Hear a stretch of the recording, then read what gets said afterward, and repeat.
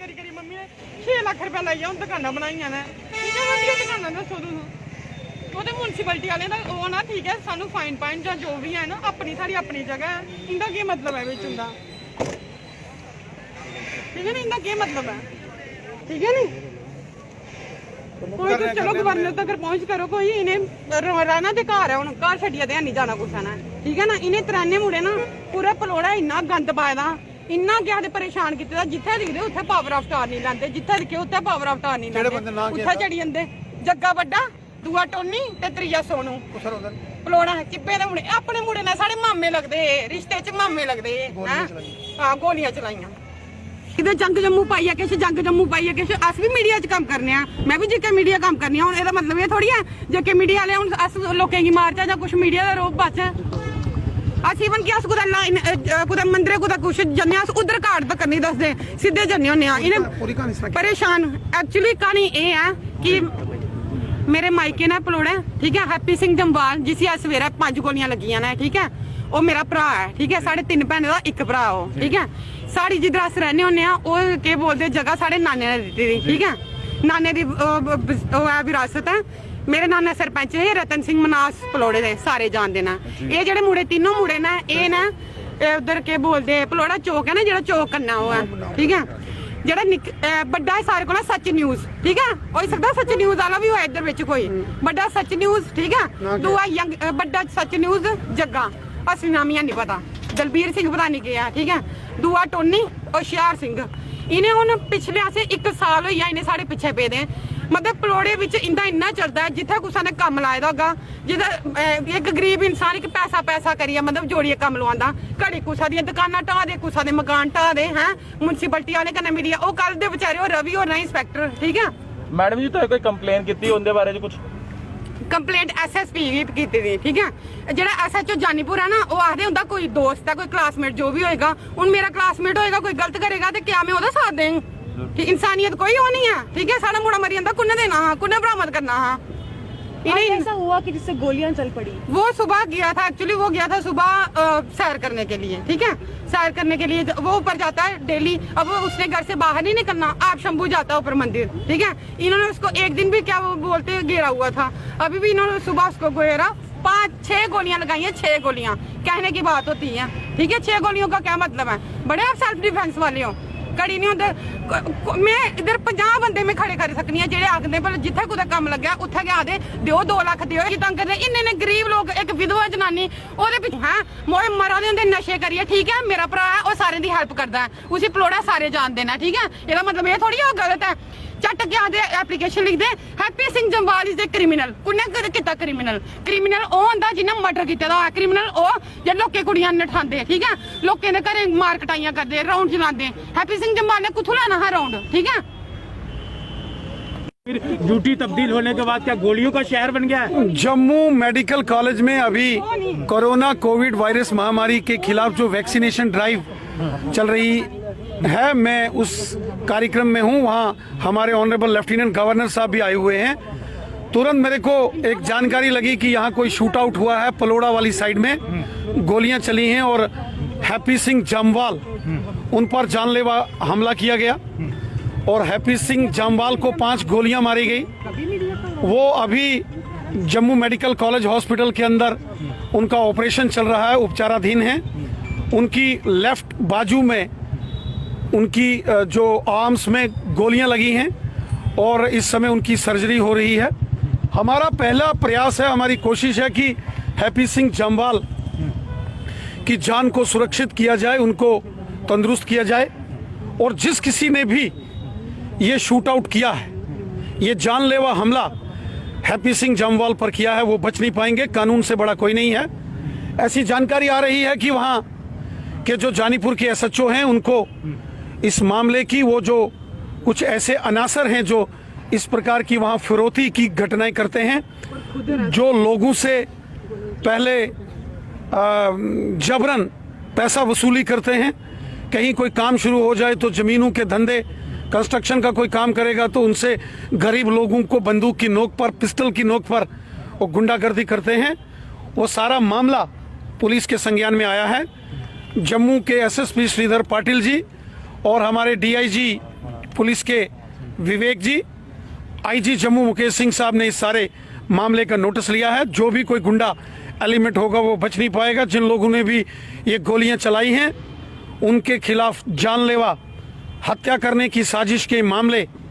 जो बनते हैं, और मुझे पूरा यकीन है कि पुलिस इस गुंडागर्दी को ख़त्म करेगी। किसी सूरत पर भी इस प्रकार के मवाली और गुंडों को बख्शा नहीं जाएगा। हमारी पहली प्रायोरिटी है कि हैप्पी जम्वाल को सुरक्षित, उनकी जान को बचाना, उनका ऑपरेशन कराना। हमें कोई जरूरत नहीं, हम उनसे पूरा तो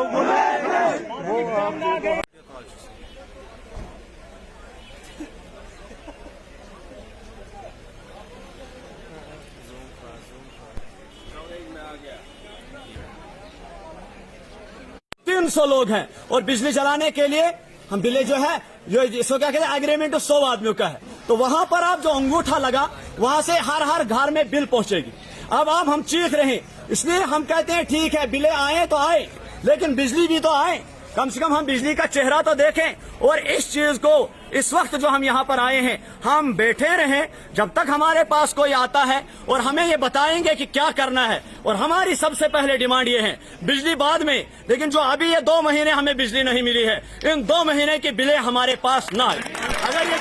अगर ये बिलें हमारे पास आती है, उस वक्त कोई ऐसी हालात हो जाती है, फिर ये कहते हैं ये लोग ज्यादती करते हैं। पीडीटी के खिलाफ बहुत बड़ा एहतजाजी धरना हुआ। तो तहसीलदार साहब ने यकीन दहानी करवाई है कि मंगलवार के रोज इधर एक अवामी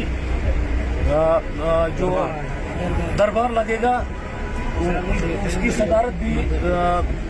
गुलशन परवीन जी करेंगे। उन्होंने आज ये धरना खत्म करने के लिए बोला, तो हम अब उस मंगलवार का इंतजार कर रहे हैं। ये जो तहसीलदार साहब ने कहा है उसके वादे पर हम पूरा हमने धरना खत्म किया, कारबंद है, हमने धरना खत्म किया। अब मंगलवार के दिन हम और कुछ लोगों का दबाव भी है, यहाँ की जो आवाम है उनका दबाव भी है, क्योंकि इस धरने में कुछ सरपंच भी थे, ओहदेदार भी थे। उनका कहना ये है कि अगर मंगलवार तक आप जो डिमांड्स थी पूरी नहीं होंगे मंगलवार के अवामी दरबार में भी, तो आपको चाहे कि ओहदा छोड़ना। तो इसलिए हम उन सरपंच साहिबान को भी दबाव है, डीटीसी जो हाल ही में बनी इनको भी दबाव है। हम आपके माध्यम से तहसील एडमिनिस्ट्रेशन के जिम्मेदारी पर जो हमने धरना खत्म किया है, हम आपके माध्यम से उनको ये कहते हैं कि मंगलवार तक हम इंतजार करेंगे। अगर हमारी डिमांड्स जो हॉस्पिटल में कोई प्रॉब्लम है, जो पीडीटी डिपार्टमेंट की तरफ से जो प्रॉब्लम है, अगर वो पूरी नहीं होती है तो हम एक अगला लाई अमल देंगे और मोहम्मद से लेकर नाजला हम नेशनल हाईवे बंद करने जा रहे हैं। यहाँ की पब्लिक को का बिजली महकमे के खिलाफ प्रदर्शन था और ये इनको आश्वासन दिया है कि 1-2 दिन में एक्चुअली जो लाइट अनंतनाग से आती थी वो रिस्टोर नहीं हो रही थी, तो वो लाइट रिस्टोर हो गई है, तो इंशाल्लाह आगे ठीक हो जाएगा। तो सर ये अब यहाँ पर एक पब्लिक दरबार भी रखा गया, इसके लिए डेट कब के लिए फिक्स की गई? पब्लिक दरबार के लिए नेक्स्ट वीक हम डिसाइड करेंगे, तो अगले हफ्ते तो AWD साहब सारे अफसरान को बुला देंगे। तो सर क्या एक्सपेक्ट करेंगे लोग, ये जो यहाँ की डिमांड है क्या पूरी होंगी? जब अफसरान सामने होंगे तो डिमांडें भी पूरी होंगी। मैं Altaf Sheikh, national Awami united party general secretary Kashmir division. मैं इंतजामिया गवर्नमेंट से अपील करता हूँ कि जो जम्मू कश्मीर का नेशनल हाईवे है उसे जल्द से जल्द बहाल किया जाए। और दूसरा ये मैं मुतालबा करता हूँ कि जम्मू कश्मीर को जोड़ने वाले जो बाकी रास्ते हैं, जैसे मुगल रोड है, किश्तवाड़ का जो दूसरा रोड है, सबको जल्द से जल्द बहाल किया जाए, ठीक किया जाए। क्योंकि ये जो मसला है वो पिछले 70 साल से चल रहा है। हर साल कश्मीर की आवाम को जो ये है दुश्वारियां पेश आती हैं, मुसीबतें उठानी पड़ती हैं। कोई यहाँ पर अगर कोई बीमार हो जाता है उसे जम्मू लेना पड़ता है, तो उसके लिए हमारे पास कोई बड़े वसाइल नहीं है। और 70 साल से जो यहाँ पर पहली इंतजामिया गवर्नमेंट थी वो आए और उन्होंने भी जो है टाइम पास किया, टाइम पास करने के बाद वो भी चले गए। लेकिन जो ये मसला है ये बहुत बड़ा मसला है जम्मू कश्मीर की आवाम के लिए, और इस मसले को कोई भी गवर्नमेंट नहीं देख रही है। और मैं LG साहब से ये अपील करता हूँ कि जो वहाँ पर लोग फंसे होते हैं उनके लिए मेडिसिन का, उनके लिए राशन का, उनके लिए रहने का इंतजाम भी किया जाए, ताकि वो लोग जो है ठंड से जो है उनकी जान जाया ना हो जाए। इस नेशनल हाईवे पे हर साल बहुत सारे लोगों की जानें भी जाया होती हैं। इससे गवर्नमेंट को तो फर्क पड़ेगा नहीं पड़ेगा, लेकिन जो आम लोग हैं जिनके घर से कोई जाया हो रहा है, जिनके घर से किसी की डेथ हो रही है, उनको इससे बहुत ज्यादा फर्क पड़ेगा। क्योंकि अगर किसी का कमाने वाला चला जाए, उसके बच्चों को पीछे से देखने वाला कोई नहीं होता, उसके माँ बाप की खिदमत करने वाला कोई नहीं होता। इसलिए मैं एलजी साहब से ये अपील करता हूँ कि जो जम्मू कश्मीर के जितने भी मसले हैं, चाहे वो बेरोजगारी का मसला हो, चाहे वो हॉस्पिटल का मसला हो, चाहे वो स्कूल कॉलेज का मसला हो, उन सब में जो है पर्सनली इंटरफेयर करके उस सब मसले को जो है हल किया जाए। यहाँ पर इतने बेरोजगार युवा हैं, इतने बेरोजगार नौजवान हैं जो नशे के अंदर मुब्तला हो रहे हैं, जो शराब में घुस रहे हैं, जो ड्रग्स लेने लगे हैं टेंशनों में। और मैं गवर्नमेंट से ये भी अपील करता हूँ कि गवर्नमेंट ऐसा कोई सिस्टम बनाए जिससे नौजवान नस्ल को ये समझाया जाए कि ड्रग्स लेने से कितनी परेशानियां हैं या शराब पीने से कितने इसके नुकसान हैं। तो मैं ये गवर्नमेंट से अपील कर रहा हूँ कि जल्द से जल्द इस काम के ऊपर जो है वो इसको मतलब कि ठीक किया जाए।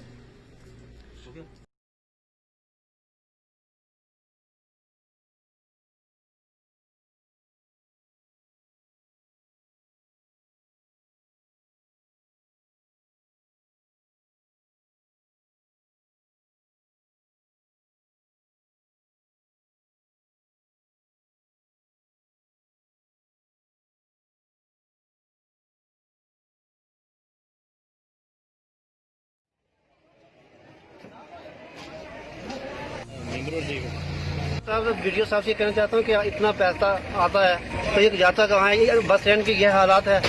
और इतनी गंदगी है, यहाँ चलना नहीं होता, इतनी गंदगी है। यहाँ कितने कोरोना इसी वजह से फैलता है, यहाँ गंदगी की वजह से। तो जनाब मैं डीसी साहब से पूछे रिक्वेस्ट करता हूँ कि आप वीडियो साहब को अपील करें कि ये जल्द से जल्द बस अड्डा साफ करें। वो होता हूँ कि आप ये वीडियो साहब को कहें कि जल्दी बस अड्डा साफ करें। बस स्टैंड पे देखो, ये बस स्टैंड जो है यहाँ पर इतनी गंदगी है, जबकि इसमें वीडियो साहब की कोताही की वजह से ये सब कुछ हुआ है। ये जो है वीडियो साहब के अंडर आता है और जो सफाई करने वाले कर्मचारी कहाँ हैं? कोई भी नहीं है। जहाँ से सफाई करते हैं यहाँ इकट्ठा कर देते हैं। इन्हें हर एक साल में यहाँ इसकी बोली लगती है अड्डे की 40,000, 24 लाख रुपया जो है वो रेवेन्यू इसलिए इकट्ठा किया जाता है कि हम बस स्टैंड पे सफाई करते हैं। और ये बस स्टैंड की ये हालात है, वो पैसा इसी तरह फुर्द होता है और ये गाड़ियों वाले यहाँ आते हैं। पहले ही हमारे मुल्क में कोरोना की वजह से तो ये हालात ऐसे हैं कि बीमारियां फैल रही हैं और अगर ऐसी गंदगी रही है तो यहाँ तो और बच्चे बीमार होंगे। ये बस स्टैंड है, ये पुंछ से और SDM मेंढर से। और गुजारिश करना चाहता हूँ कि वीडियो साहब को बुलाकर उनको बोलें कि ये जितना भी है बस स्टैंड इसको जल्दी से जल्दी साफ किया जाए यहाँ पे। और यहाँ पर जो है जैसे मेंढर SDPO साहब ने, SHO साहब ने आकर यहाँ पर बैरियर लगाया था। बैरियर लगाने के बाद वहाँ पर कुछ मोटरसाइकिल स्कूटर वहाँ लगा के पार्किंग करके कुछ लोग चले जाते हैं। एक तो ये वायलेशन हो रही है, दूसरा यहाँ पर जो है पूरा क्रिकेट जो है वहाँ पर जितनी भी गंदगी है, वहाँ जो बैरियर लगा उसके पास जो है ये गंदगी उठा के वहाँ पर फेंक दी। वो जो बस स्टैंड के अंदर जितने भी गंदगी के ढेर लगे हुए हैं उसके ऊपर जो है कोई निगरानी नहीं है, कोई कुछ नहीं है। एडमिनिस्ट्रेशन पता नहीं क्या कर रही है, इसका हमें कुछ पता नहीं है। लेकिन यहाँ पर आप किसी जगह भी नालियाँ बंद पड़ी हैं और जिसको जहाँ पे मन मर्जी आती है, होटल वाला चाहे होटल चाहे कोई भी हो, जिसको मन मर्जी आती है वो हमारे सुमो स्टैंड के ऊपर आके जो है गंदगी डाल के वो पर्ची जो है हमारी जो है यहाँ पर 20 रुपये अड्डा पर्ची हम डेली पार्किंग देते हैं और हमें कोई फैसिलिटी जो हमारे ट्रांसपोर्टर को नहीं मिलती है, बल्कि इलीगल हमारे ट्रांसपोर्टर को दबाया जाता है, तंग किया जाता है। और साहब से ये रिक्वेस्ट करना चाहता हूँ, DC पुंछ राहुल यादव साहब से ये रिक्वेस्ट करना चाहता हूँ कि हमारी बस स्टैंड मेंढर में गंदगी के बहुत ज्यादा अंबार लगे हुए हैं और कोई उस पर तवज्जो नहीं दे रहे हैं। बिल्कुल पता नहीं क्या है, ये मिली भगत है। पैसा हमारा यहाँ से जो पार्किंग लेते हैं ये लेके पता नहीं कहाँ फरार हो जाते हैं, आगे उसको आगे यूज ही नहीं करते।